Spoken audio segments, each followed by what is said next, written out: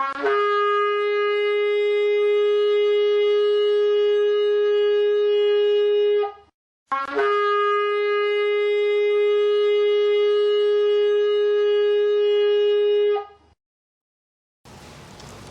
abrir em Jonas capítulo 3.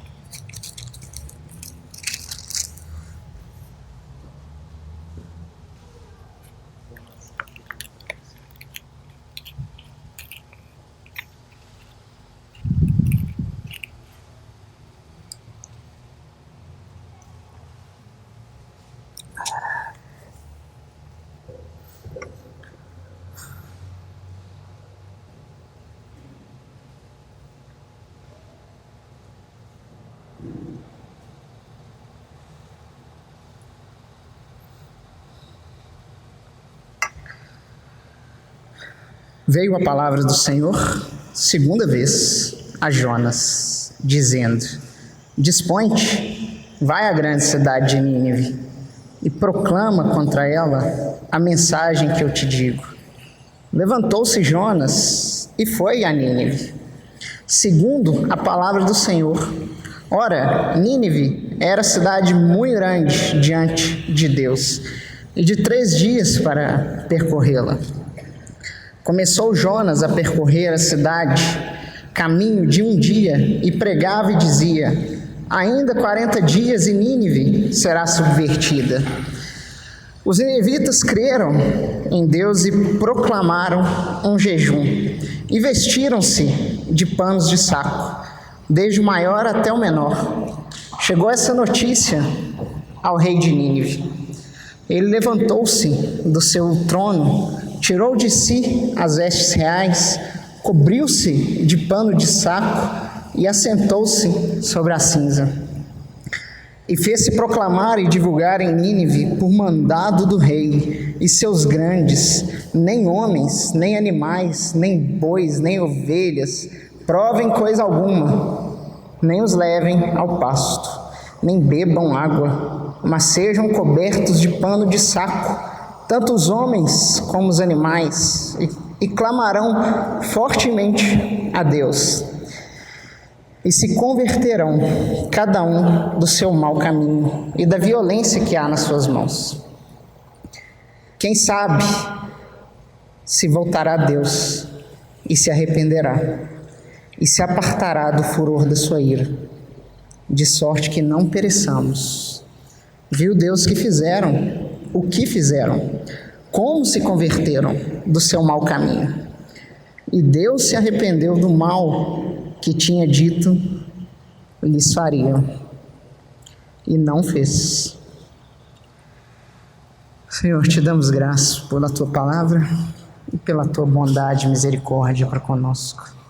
As tuas misericórdias são a causa de não sermos consumidos.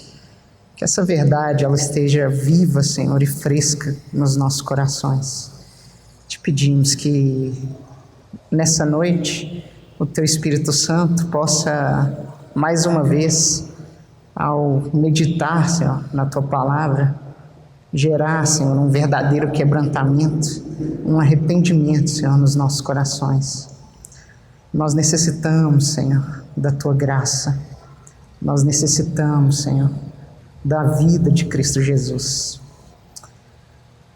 Nós, em nome dele, é que oramos e consagramos, Senhor, esse tempo a Ti.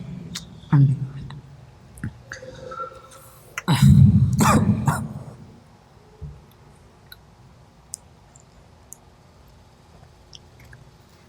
E a jornada de Jonas continua.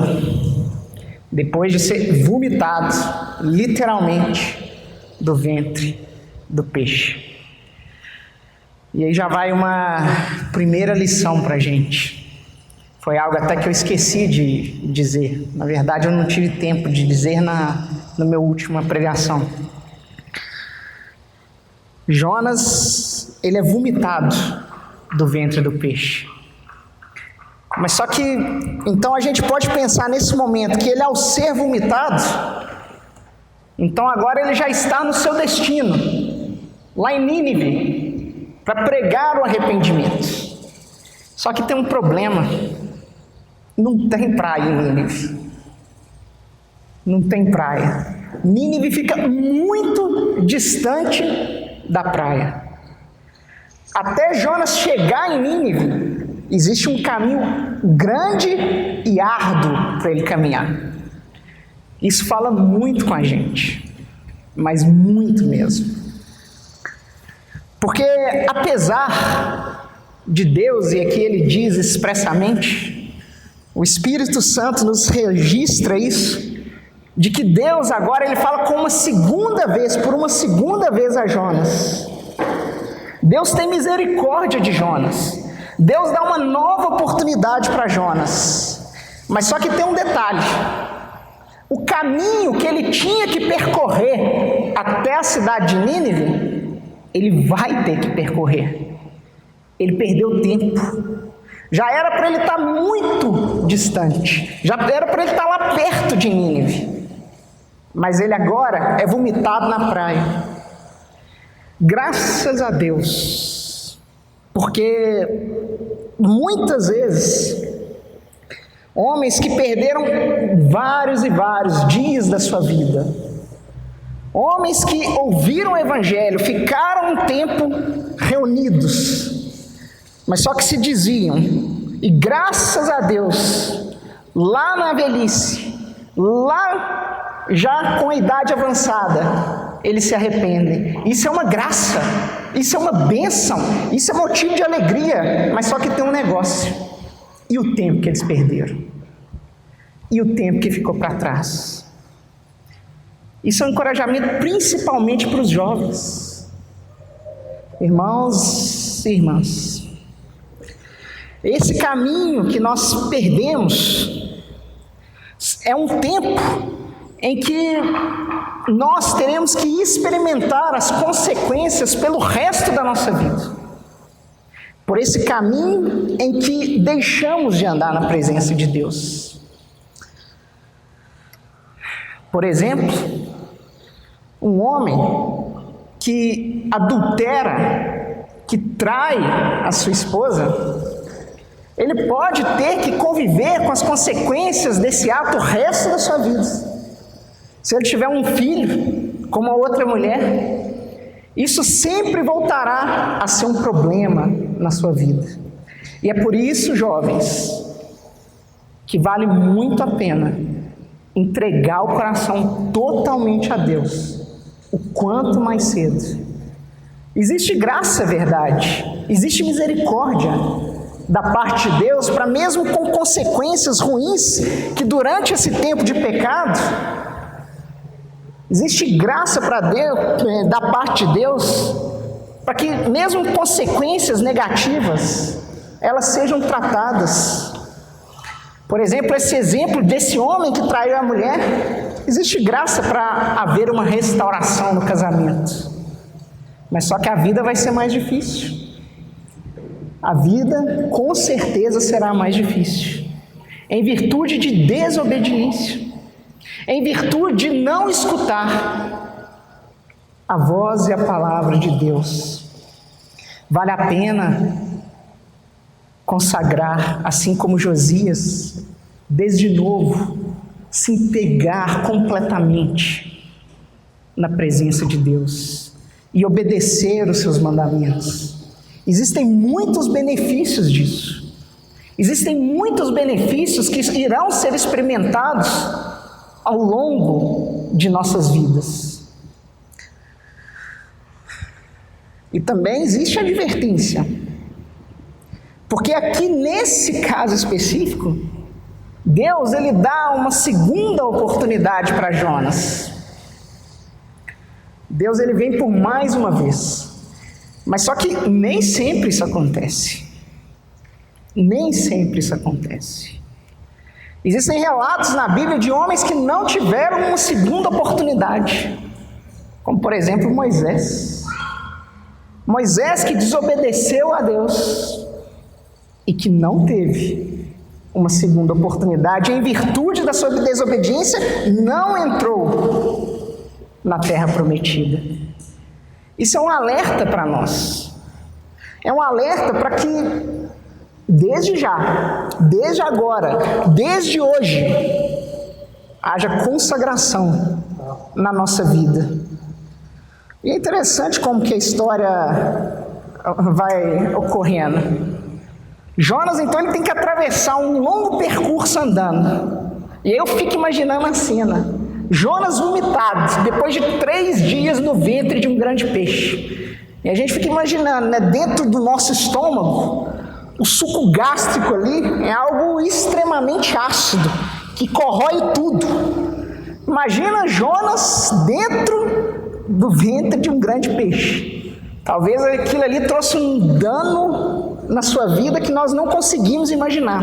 E depois disso ele ainda tem que passar por uma longa caminhada debaixo do sol, andar até a direção a Nínive. E lá ele chega em Nínive, agora numa grande cidade. Uma cidade que para percorrer ela demora 3 dias. E Nínive era tão grande que os historiadores falam que Nínive nesse tempo aí tinha aproximadamente 600 mil pessoas. 600 mil pessoas. Uma cidade gigantesca para os padrões dessa época. E Jonas agora entra nessa cidade, que é a maior cidade do mundo antigo. A maior cidade que existia nesse tempo. E Jonas, então, ele tem a missão de pregar a palavra de Deus. E ele começa, então, a pregar o arrependimento ali para os ninivitas. E aí eu fico tentando imaginar, e vamos tentar trazer essa cena para os nossos dias atuais. Vamos tentar imaginar, então, um homem entrando numa grande metrópole. Vamos imaginar em Nova York.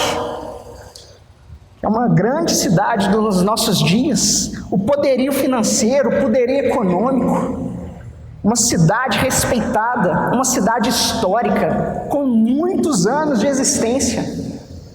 E aí entra então, vamos dizer aí, um maluco, entre aspas, para começar a falar, para começar a pregar arrependimento, lá no meio, no centro ali de Nova York.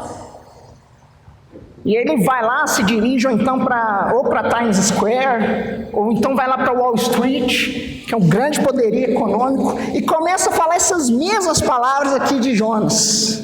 Ainda 40 dias e Nova York será subvertida. E aí começa a falar, e começa a falar, e começa a falar. Qual que é a expectativa de haver algum resultado em um homem que entra numa cidade dessa e começa a gritar? A expectativa que nós criamos é quase que nulo de acontecer alguma coisa, de um maluco destruído pelo sol, pelo suco gástrico, um maluco entrando e falando e gritando. O que esse cara está falando? O que é isso? Como que a gente pode imaginar que alguma loucura dessa pode produzir algum resultado? E exatamente é isso que está acontecendo aqui. É exatamente essa cena que está acontecendo aqui. Era uma cena que nós olhamos e nós começamos a imaginar: nada vai acontecer. Nada. Não tem chance. Porque os ninivitas, assim como, por exemplo, os habitantes de Nova York hoje, eles eram homens que, para o seu tempo, eram homens cheios de soberba, cheios de arrogância, por estarem no maior centro urbano da terra. Mas o inesperado acontece. O Evangelho, irmãos, é uma loucura para esse mundo. É uma loucura.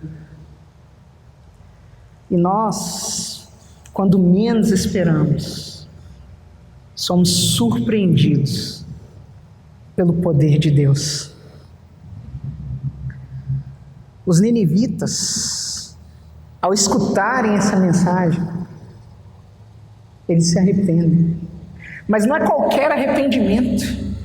É um arrependimento que abalou toda a estrutura econômica da grande cidade de Nínive. É um arrependimento que abalou toda a estrutura social da grande cidade de Nínive. É um avivamento que nós não conseguimos imaginar. E Deus, por vezes, Ele nos surpreende. Existe um exemplo do Augusto Nicodemos que me chama muita atenção, para nós percebermos que os resultados do nosso trabalho, do nosso serviço ao Senhor, não estão nas nossas mãos. Não estão nas nossas mãos. Os resultados estão nas mãos de Deus. Os resultados não dependem de uma boa oratória, de um conhecimento extenso, profundo da palavra de Deus. Não dependem do método, da técnica, da forma que eu vou expor a palavra de Deus. Mas depende da graça de Deus se manifestar. E o Augusto Nicodemos, ele conta um exemplo. Ele fala que em um determinado domingo ele tinha sido chamado para pregar fora da sua cidade. E ele estava nessa outra cidade pregando durante o fim de semana. Aí ele pregou no sábado à noite, no domingo de manhã, e ele ainda ia ter que pregar no domingo à noite. E depois de pregar no domingo de manhã, ele foi para a casa que ele estava, e lá na casa que ele estava, uma gripe tomou conta dele, de tal forma que ele mal conseguia levantar da cama.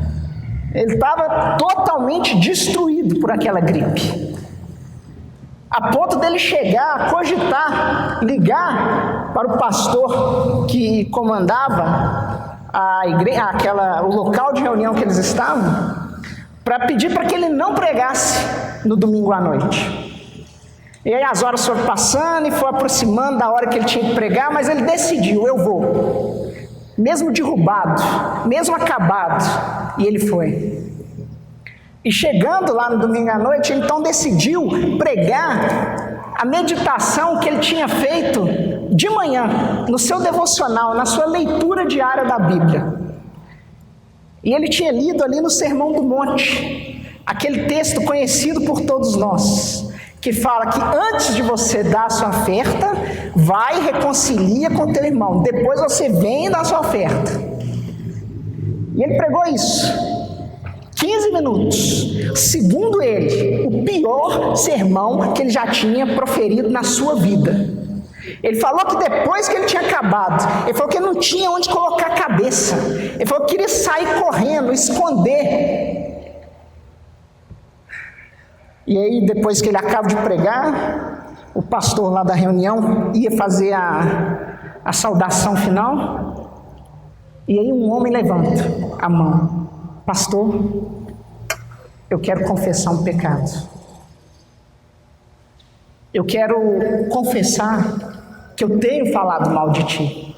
Eu tenho falado mal de você nas suas costas, para todos os membros aqui da congregação. E aí outra levantou: eu também quero confessar um pecado, que eu tenho falado mal de fulana. E foi levantando um atrás do outro, a ponto de gerar uma grande comoção naquele local. E diz que foi tão profundo o que aconteceu ali, que várias e várias semanas, vários e vários períodos depois daquela reunião, era uma oração constante de perdão, de misericórdia, de arrependimento. E aí o Augusto Nicodemos, vendo tudo isso, ele pensou rapidinho: o que eu vou falar domingo quando eu chegar lá na minha igreja agora? O mesmo texto. Pregou, o que aconteceu? Nada. É Deus, irmãos, quem move todas as coisas conforme lhe apraz. O mesmo homem, o mesmo mensageiro, o mesmo sermão e resultados totalmente diferentes. Eu fico olhando isso e fico pensando, porque de fato é incompreensível nós olharmos para esse texto e ver que uma mensagem dessa, igual Jonas proferiu, pode trazer arrependimento para uma grande cidade. Vamos contar aqui: 1, 2, 3, 4, 5, 6, 7 palavras. Esse é o sermão de Jonas. 7 palavras. E trouxe um grande arrependimento. E aí eu fico tentando comparar a vida de Jonas com a vida de Jeremias. Porque Jeremias, diferentemente de Jonas, ele não via resultados na sua pregação. Ele falava, mas o povo não se arrependia. Ele falava e o povo não se arrependia. E olhando para a vida de Jonas e olhando para a vida de Jeremias, existe uma grande diferença. Porque Jonas é esse que desde o início, ele está desobedecendo a palavra de Deus. Deus fala e Jonas desobedece. Deus fala e Jonas desobedece. E se nós lermos a história de Jeremias, nós vemos que Jeremias ele tinha um coração muito mais quebrantado que Jonas. Inclusive, olha só, a pregação de Jonas ela é muito sugestiva. Porque nos diz: ainda 40 dias e Nínive será subvertida. Cadê nesse sermão aqui a oportunidade de arrependimento? Cadê aqui nesse sermão algum trecho falando: se vocês se converterem, Deus terá misericórdia de vocês. Se vocês tiverem um arrependimento, Deus mudará os seus caminhos. Não tem. Jonas aqui, ele está querendo mesmo é que caia fogo do céu. Jonas, ele está querendo aqui é que Nínive seja destruída mesmo. É essa a vontade dele. Totalmente diferente do coração de Jeremias, que escreve um livro da Bíblia, Lamentações, chorando pela falta de arrependimento do povo. O coração de Jonas é totalmente diferente do coração de Jeremias. Mas Jonas vê resultados da sua pregação e Jeremias não vê. E agora eu me pergunto se eu preferia ter o coração de Jonas ou o coração de Jeremias. Eu não tenho dúvida em responder que eu preferia o coração de Jeremias. E é por isso, irmãos, que aí já é um encorajamento para nós. Porque a nossa obediência a Deus, ela não deve depender dos resultados, daquilo que acontece. Se os homens não estão obedecendo a palavra de Deus, eu, como Josué falaria, eu e minha casa obedeceremos. Eu e minha casa nos dobraremos. Eu e minha casa serviremos ao Senhor. Nós temos que preocupar, entender que na guerra que existe, que está em jogo, o nosso coração, ele tem que se render. O nosso coração, ele deve desejar, orar, clamar pelo arrependimento do próximo. Mas independentemente do que aconteça, nós temos que permanecer fiéis. Nós temos que servir a Deus. Isso é um encorajamento para todos nós. Nem todos verão frutos e resultados dos seus trabalhos. Mas só que faz diferença para a sua vida, para você. se você permaneceu fiel até o fim, independentemente daquilo que aconteceu. E o arrependimento foi genuíno aqui dos ninivitas. Foi tão genuíno que até o rei, as grandes autoridades ali da cidade, expedem um decreto ordenando que até mesmo os animais façam jejum. E aqui, obviamente, está falando que tudo então deveria ser consagrado ao Senhor, até mesmo os animais, as riquezas, a prosperidade do povo ninivita, tudo deveria ser consagrado ao Senhor.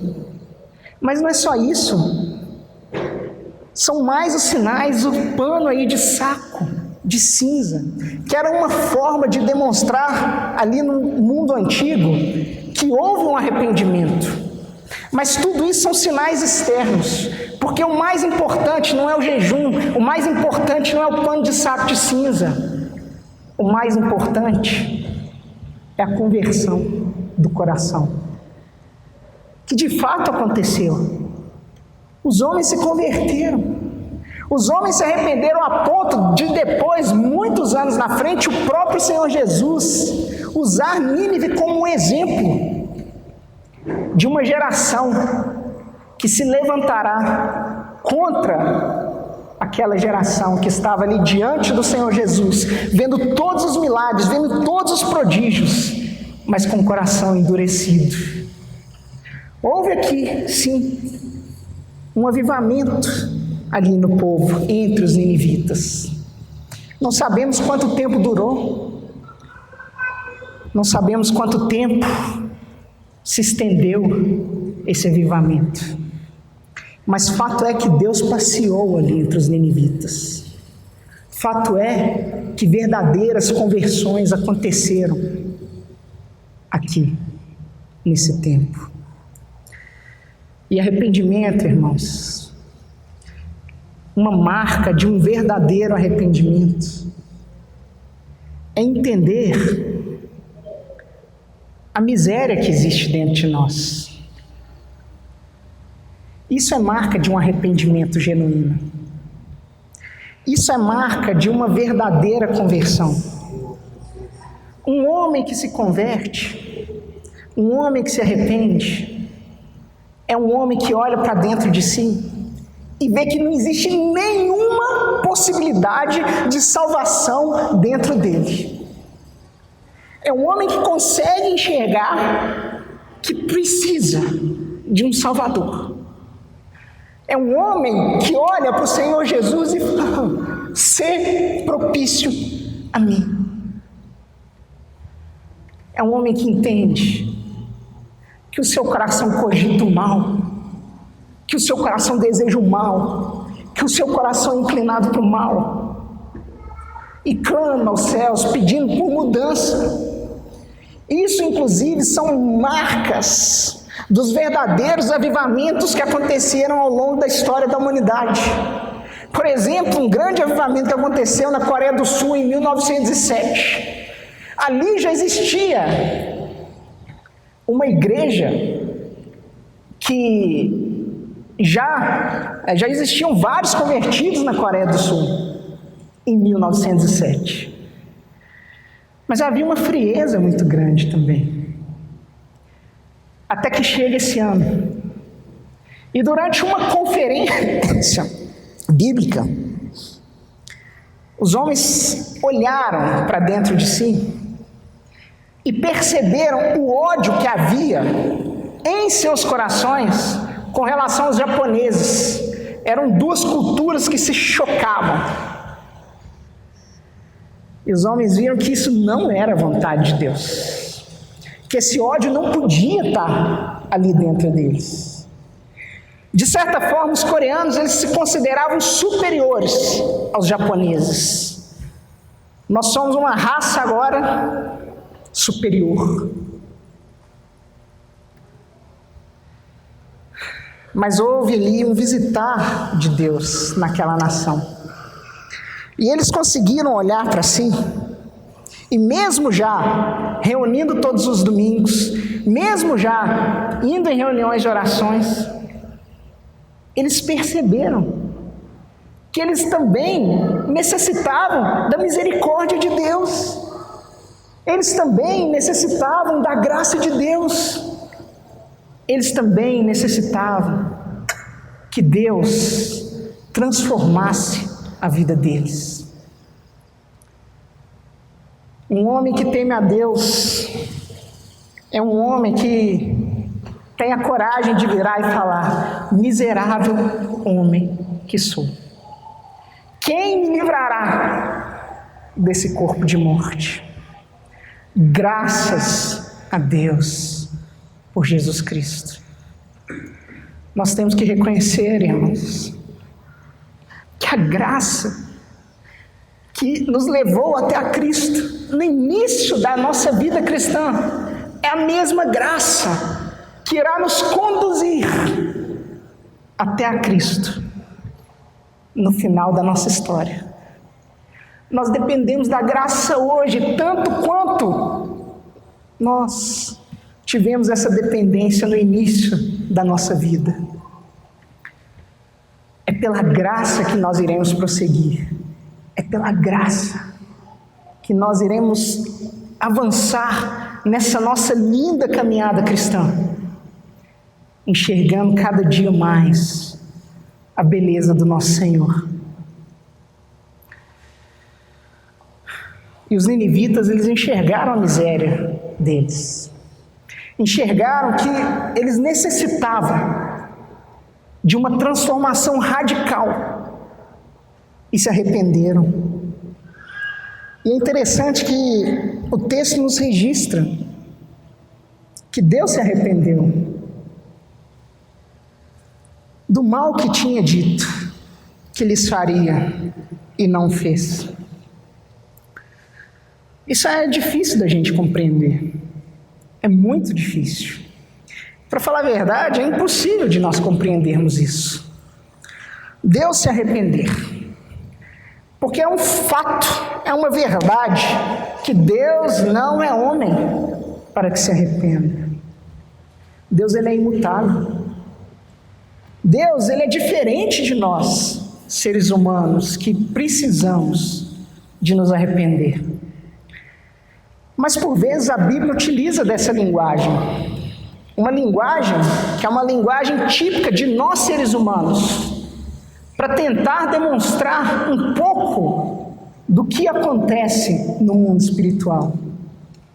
Da mesma forma que em Gênesis, por exemplo, fala que no 7º dia Deus descansou. Mas Deus também, ele não se cansa.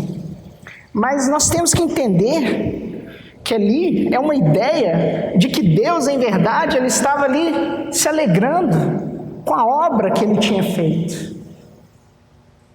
Mas para isso, então, a Bíblia, ela utiliza dessa palavra, desse verbo descansar, mas que é um verbo que ele se aplica para nós seres humanos e não para Deus. E esse verbo aqui, arrepender, também, irmãos, ele se aplica para nós, seres humanos.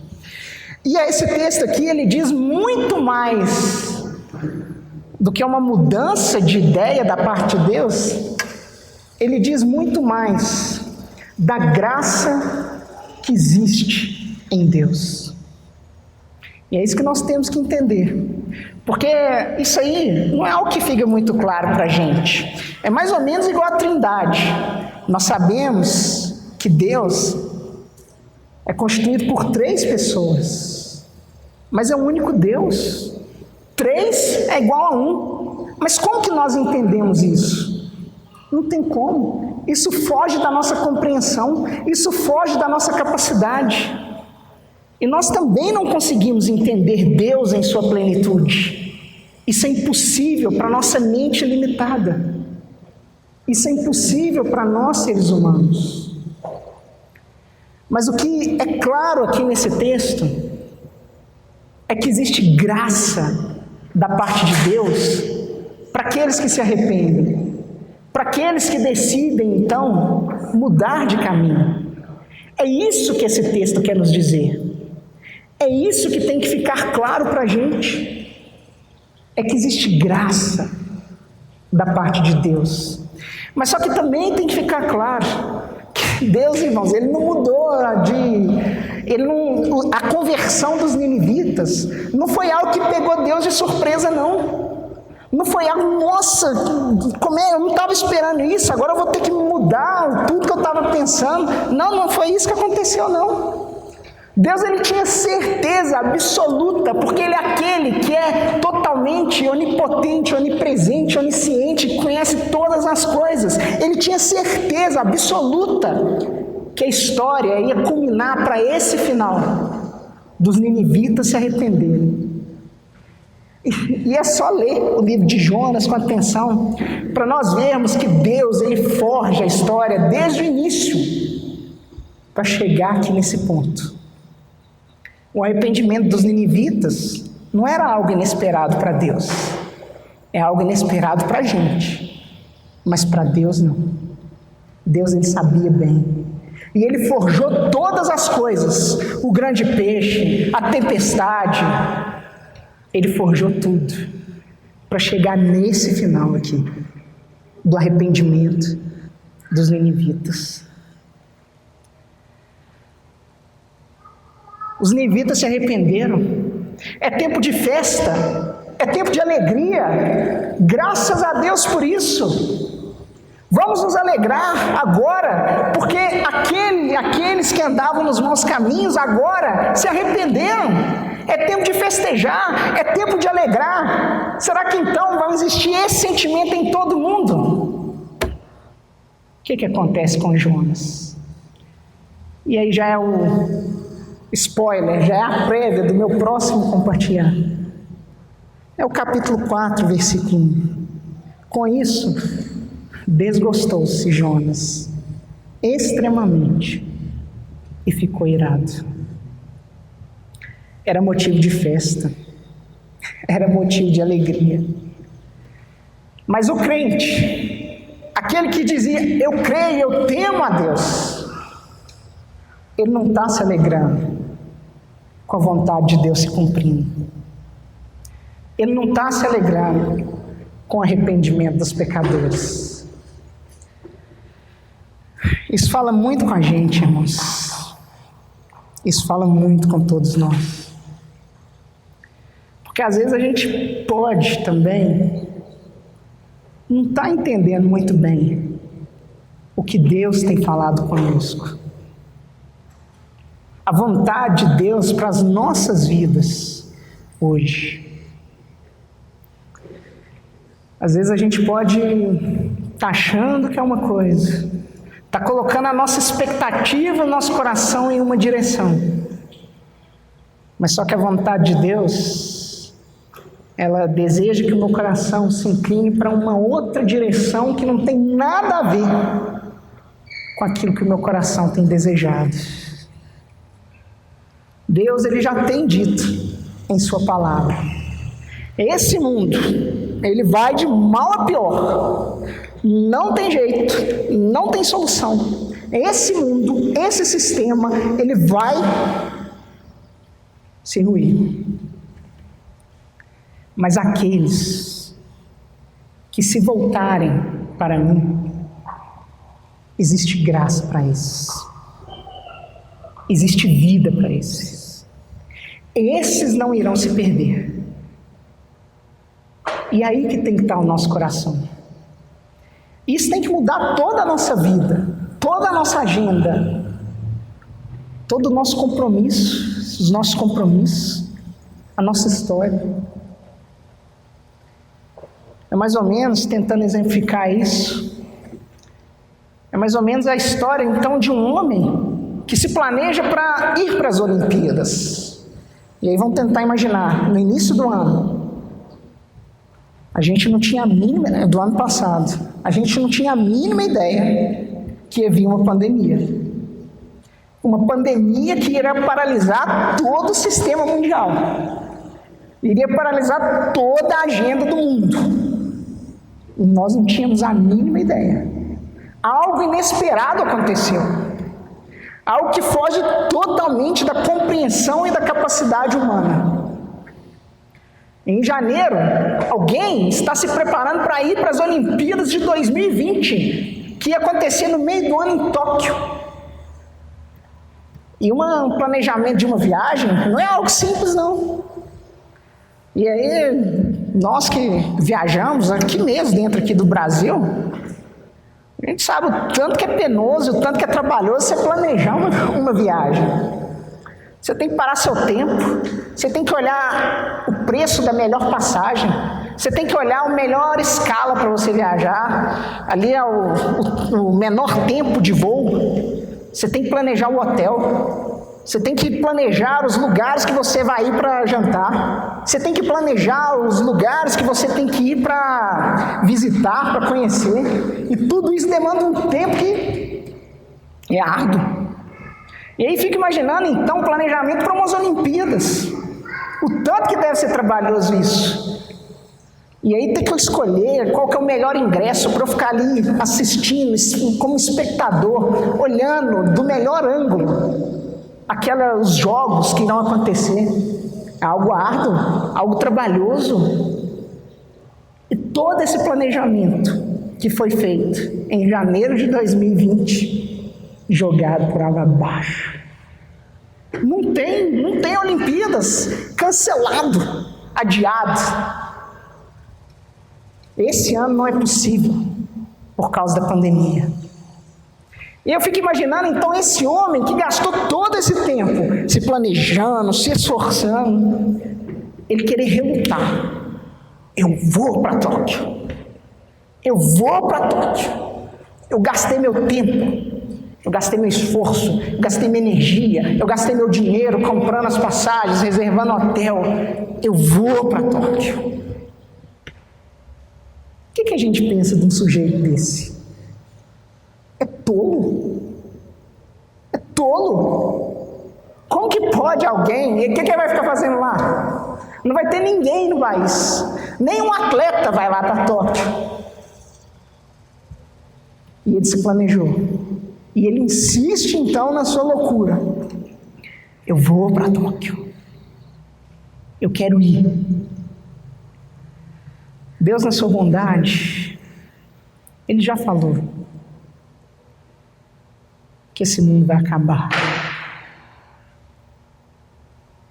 E o que nós então vamos fazer?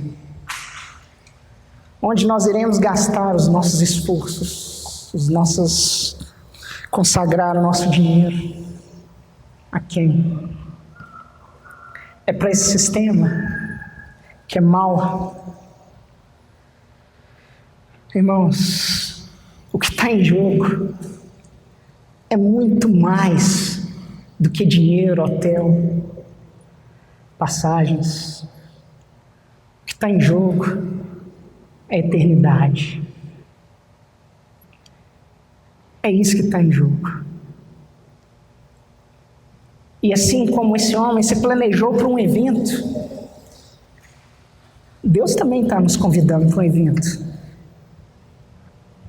Mas só para um evento que não vai ter fim mais.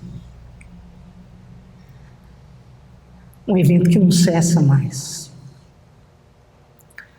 E lá nesse evento, não são só os atletas que têm corpos acima da média, musculosos, ágeis. Lá todos têm corpos incorruptíveis. Corpos que não se deterioram mais pelo pecado.